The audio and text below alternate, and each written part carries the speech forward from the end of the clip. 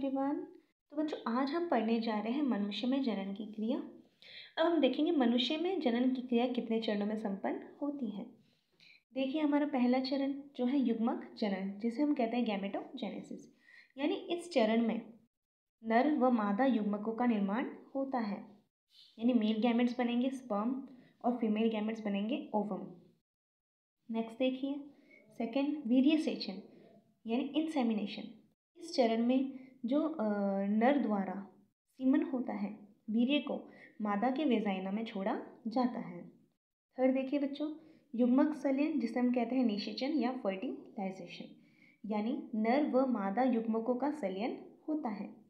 और क्या बनेगा युग्मकों के संलयन के बाद, जैसा कि मैंने आपको बताया था, जाइगोट जो होता है 2n यानी डिप्लॉइड।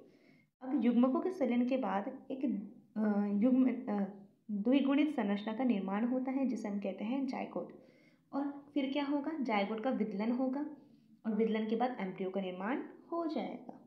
अब नेक्स्ट स्टेज है हमारा विदलन, यानी जाइगोट आगे विभाजित होकर इसमें विदलन होगा, क्लीवेज होगा, किसमें बनेगा एम्ब्रियो में एक त्रिगुणित संरचना का निर्माण करता है जिसे हम कहते हैं एम्ब्रियो। अब देखिए नेक्स्ट अंतःरोपण यानी इम्प्लांटेशन। यानी जो त्रिगुणित संरचना एम्ब्रियो बना था उसका इम्प्लांटेशन होगा मादा के गर्भाशय की आंतरिक भित्ति में। जो हमारा एम्ब्रियो बना था वो मादा के गर्भाशय की आंतरिक भित्ति में जाकर चिपक जाएगा। अब देखिए जैसे ही ये चिपक जाएगा उसके बाद होगा गर्भावधि यानी प्रेगनेंसी।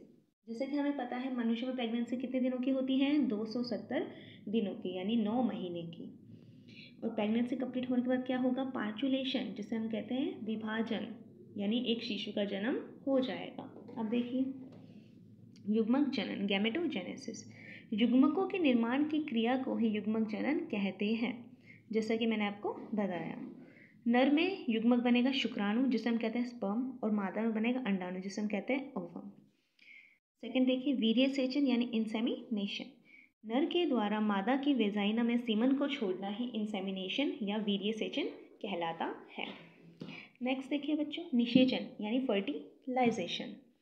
शुक्राणु व अंडाणु परस्पर मिलते हैं, यानी शुक्राणु व अंडाणु का क्या होगा, संलयन होगा, जिसे हम क्या कहेंगे, निषेचन कहेंगे।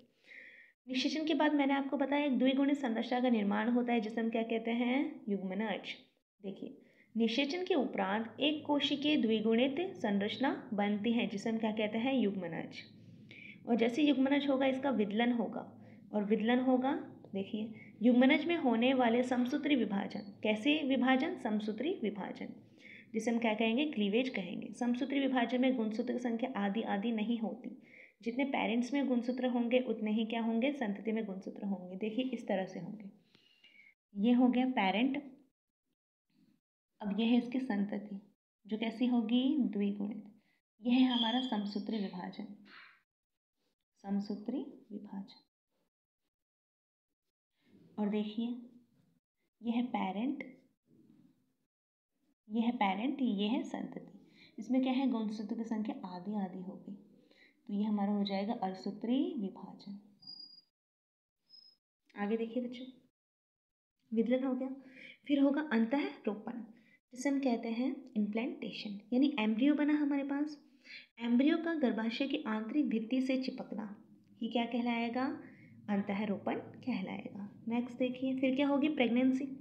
जैसे चिपक गया तो क्या होगा, प्रेगनेंसी स्टार्ट हो जाएगी, गर्भावधि या प्रेगनेंसी। निषेचन से लेकर